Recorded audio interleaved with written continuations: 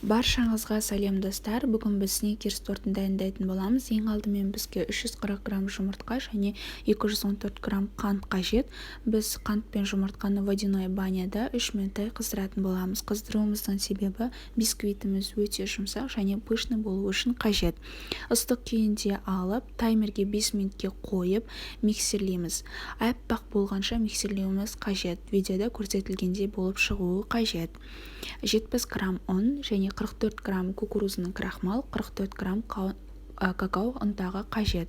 Барлығын ситадан өткізіп болған соң силиконды күрекшемен қозғайтын боламыз. Миксерлеуге болмайды, себебі пышнылығы түсіп кететін болады.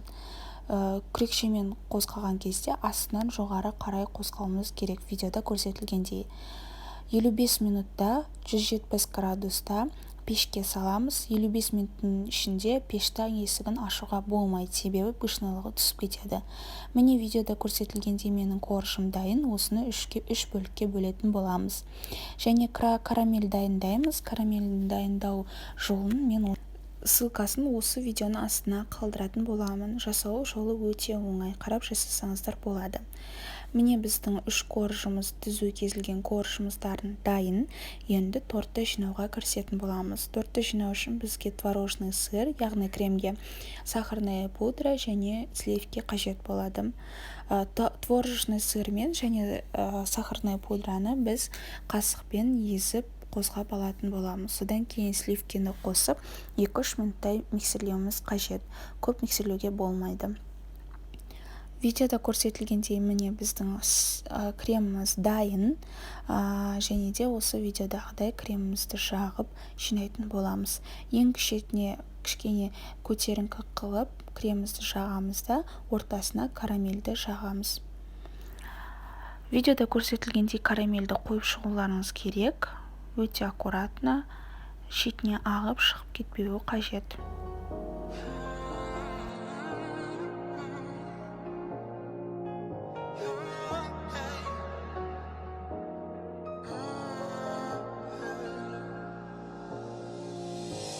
Міндетті түрде торттарымыздың барлығын кольцода жинау керек. Кольцода жинаудың себебі онда біздің тортымыз біркелкі болып шығады және шашылып кетпейді. Сол себептен қажет кольцо. Карамельді қойған соң үстіне тағы бір слой крем жағамыз, содан кейін үстіне қуырыштарымызды қоятын боламыз.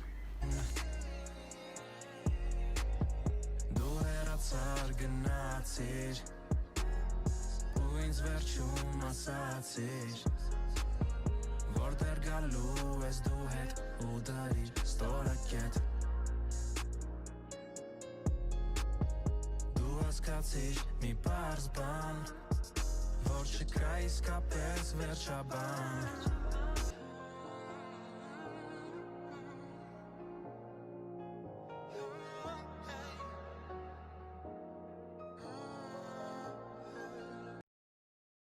Ең үстіңгі қуыршыға келген кезде кремімізді жұқа ретінде ғып жағып, холодильникке 8 сағатқа қойып қоямыз. Енді біз тортымыздың бетіне ганаш жасаймыз. Бізге ең алдымен шоколад және ұсақталған арахис қажет. Екеуін араластырып бетіне құятын боламыз. Видеода көрсетілгенде құйсаңыздар болады.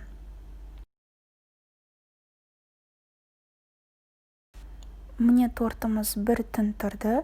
Немесе сіздер 8 сағатқа қойсаңыздар болады. Енді бетіне ганашты жағып жат. Міне біздің тортымыз дайын. Өте әдемі, өте нәзік, дәмі керемет. Жасап көріңіздер, отбасыларыңызға ұнайды деген үміттемін. Менің каналыма жазылып қойсаңыздар болады. Астарыңыз дәмді болсын.